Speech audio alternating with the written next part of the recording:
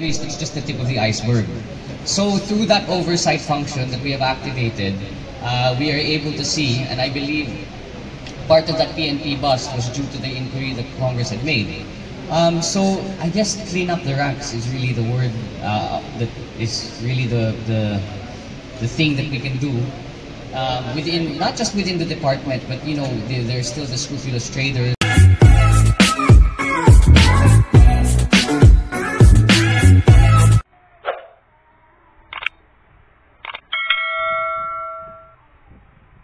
There's still the hoarders, there's still the smugglers, and unti-unti may mga pangalan na lumalabas. I'm not at liberty to say, and I don't want to, you know, put anyone on the spot. But through those inquiries, we are starting to see a pattern. We're starting to see certain names come up more and more. So I think with that, we will be able to assist the president. We know naman that with this administration, agriculture has become of tantamount importance, and food security as well.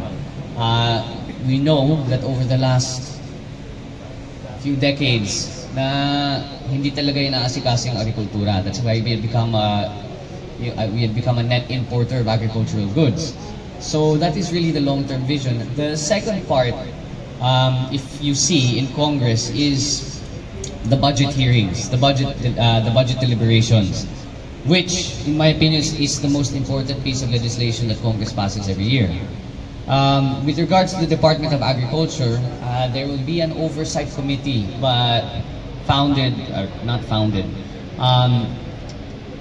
put up by Congress that will track the spending of each department and to ensure na ang pondo na ilinagay sa mga iba't ibang departamento ay ginagamit ng husto at ginagastos nila. Because the rule naman, the standing rule, and this is also in the private sector, kung hindi nyo ginagamit yung budget na binigay sa'yo, kinukuha. Dahil sinasabi namin, binigay ko sa'yo 10 pesos, 5 pesos lang ginastos mo, hindi mo kailangan yung tirang 5, ibigay na lang namin sa ibang tao na mas nangangailangan. Yeah, so I guess that's the other way to do it, to track the spending, to track the disbursement of funds, to make sure that the projects are well appropriated. Sir, very quick follow-up. Yes. Does that mean, do you believe that we already have enough existing agriculturally inclined laws? Well, no, and that's also the job of Congress. I am actually a principal author of a bill that includes it's a revision of the Anti-Smuggling Act. And lalo na, it was done for actually the North, because alam mo naman, Ilocos is one of the biggest tobacco producing provinces in the country. And unfortunately, tobacco smuggling is not equal to economic sabotage.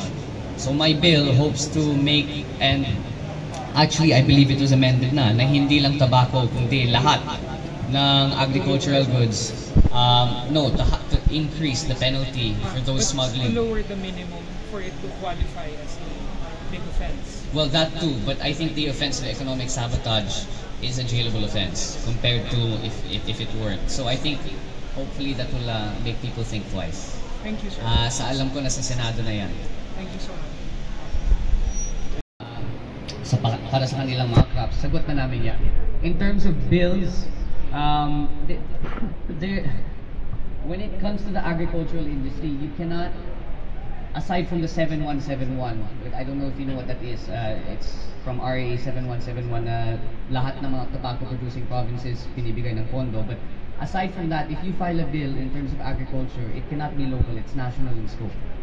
Kasi wala namang batas in my knowledge na nagsasabi, sige, yung mga magsasaka sa Ilocos may ibang batas kumpara sa mga magsasaka sa Visayas o Mindanao.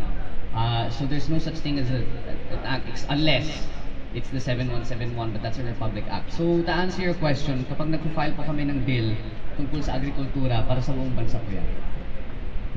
Follow up na lang, sir. Kasi di ba po si President BBM yung secretary natin? Yes. Then, ano po yung masasabi niyo regarding naman doon sa mga gustong palitan na siya bilang secretary? Well, that's their opinion. They're entitled to it. But like the president said, and tama naman yung sinasabi niya, may mga tao na kapag may hinihingi ang secretary, they are so powerful that they can say no to the secretary. Bale, or dinedelay, or kung ano-ano.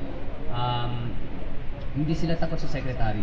May mga tao na kapag inuutos kapag ang pangulo ang nag-uutos, they have to say yes. So I think in saying that, there really are some things only a president can do. At ang problema ng agrikultura ay napakalaki. Dahil sa tagal na hindi naasikaso. So he saw it that big of a problem that he decided to take up the portfolio himself. Thank you. Thank you po. Thank you po. Thank you so much, sir. Thanks, guys. Can I ask one last Yes, please go ahead. because I talked with Sir Edwin kanina. Okay. And He's the best. yes, I agree. And nakikita ko na sobrang ibang-iba talaga yung situation dito sa Ilocos Norte at sa ibang area, sa ibang provinces. And sa tingin ko, enough na yung mga laws natin to make it happen to other provinces, or is there a bill that we can do hopefully for them to mimic what is happening here? Kasi pag if it's already a law, they need to implement it. How do I answer this in a politically correct way?